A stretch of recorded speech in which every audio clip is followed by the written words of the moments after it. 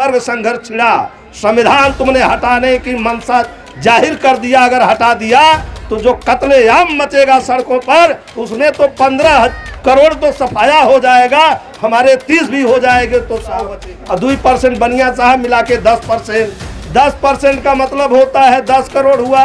100 करोड़ में और 35 करोड़ को 50 बढ़ा देते हैं तो उसमें 5 करोड़ हुआ, तुम्हारा 15 करोड़ हुआ। इससे ज़्यादा तो तुम्हारा है ही नहीं है। तो जब जो हमारे पूर्व वक्ता सरपरस्त कबूतरों का एक छत्रबाज है, अरे हमारा हक हमें जनाब चाहिए, जनाब अगर न मिल सका तो इनकलाब चाहिए।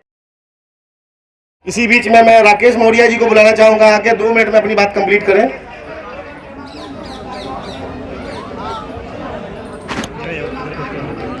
साथियों, सबसे पहले कार्यक्रम के आयोजक, संयोजक और मंचासीन अतिथियों के साथ सामने बैठे हुए देश की प्रबुद्ध जनता जनार्दन का मैं हार्दिक अभिनंदन वंदन करते हुए कहना चाहूँगा कि साथियों, बहुत सारे वक्ताओं के ख्यालों से जो आवाज़ निकल के आई है वो सिर्फ एक बात है कि संविधान पर खतरा है और खतरे का जिम्मेदार आरएसएस और भाजपा है और इसको हरा करके नीचे गिरा दिया जाए और नई सरकार का गठन किया जाए आप अपने लोगों के नेतृत्व में, इसी से देश का संविधान बच सकता है।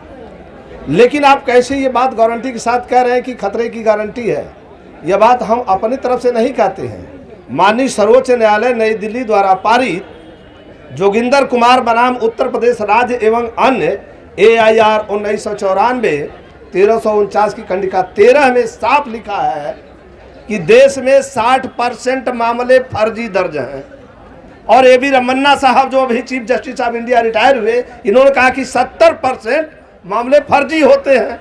तो जिस देश में समता स्वतंत्रता बंधुत्व न्याय रूपी संविधान के रहते 70% मामले फर्जी हों, थानों में FIR फर्जी, विवेचना फर्जी और आरोप पत्र फर्जी, न्यायालय में न्यायाधीश फर्जी सब दे रहे हैं और जेलों में सब निर्दोष लोग बंद हो जाएं, तो यह तो सीधे जाहिर है कि यह काम जो है कि फ्रॉडगिरी का है, इस संविधान के खिलाफ कार्रवाई का है। और जो लोग बंद हैं उनमें भी 99% इस देश का दलित, पिछड़ा, आदिवासी और मुसलमान बंद है। प्रश्न उठता है कि क्या यही अपराधी हैं?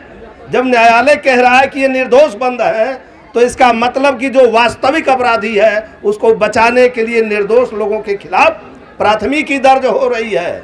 इस तरह से इस देश का जो शासक वर्ग का है वह निश्चित तौर से हमारे जो मसीहा शोषित इनकलाब के लेनिन जगदेव बाबू ने कहा है कि बाघ बकरी की रक्षा नहीं कर सकता, कुत्ता मांस की रखवाली नहीं कर सकता है और घोड़ा घास से दोस्ती नहीं कर सकता, बिल्ली दूध की रक्षा नहीं कर सकती। यही कटु सत्य और नग्न सत्य है। जो लोग बाघ बकरी को एक घाट पर पानी पिलाना चाह रहे हैं या पिला रहे हैं, वे अव्वल दर्जे के जाल फरेबी हैं, चपंडुक और मक्कार हैं। यही भारत के संविधान के शत्रु भी हैं।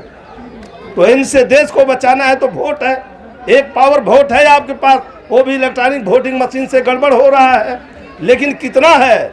अरे भाई, वर्ण व्यवस्था में 1931 की जनगणना के अनुसार 3.5% पंडित जी की संख्या, 4.5% बाबू साहब, राजपूत साहब और 2% बनिया साहब मिला के 10%। 10% का मतलब होता है 10 करोड़ हुआ। 100 करोड़ में और 35 करोड़ को 50 बढ़ा देते हैं तो उसमें 5 करोड़ हुआ, तुम्हारा 15 करोड़ हुआ। इससे ज़्यादा तो तुम्हारा है ही नहीं है।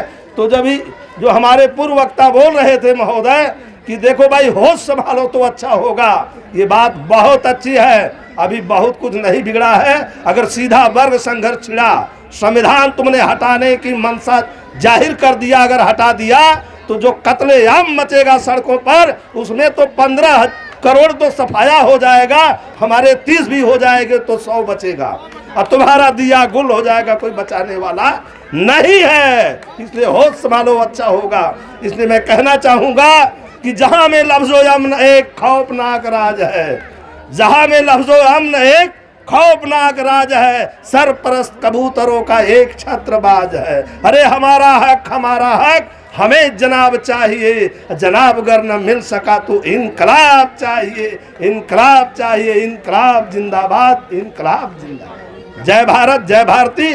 वोट की ताकत से मार भगाइए सराहती। बहुत बहुत शुक्रिया राकेश मौर्य जी का। अभी आपके सामने राकेश मौर्य